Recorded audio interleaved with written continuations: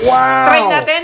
Let's go! So, dalawang flavors lang yung nabili ko. Isang green at isang violet. Ayan, so itatry natin to. So, buksan lang natin. Ayan. So, ganito yung itsura niya. Para siyang maliliit na lobo. Ayan. So, ganito yung itsura niya. Para siyang nilagay sa balloon. Ayan. Para siyang balloon talaga. So, buksan naman natin tong isa. Marami itong mga flavors, pero ito lang yung nahanap ko. Ayan. Tignan mo naman yan. So, ang tamang pagkain nito, ilagay mo muna dito. Ayan. Mas masarap to guys kapag malamig or naglalagay kayo ng ice. Hindi na ako maglalagay ng ice kasi malamig na to. Nilagay ko na to sa ref. Tapos kailangan mo lang nitong toothpick. Kuha ka lang ng isa. Kasi hindi mo yan mabubuksan. So para mabuksan siya, kailangan mo siyang putikin ng ganyan. Ayun. Ayun. Taste test. Let's go.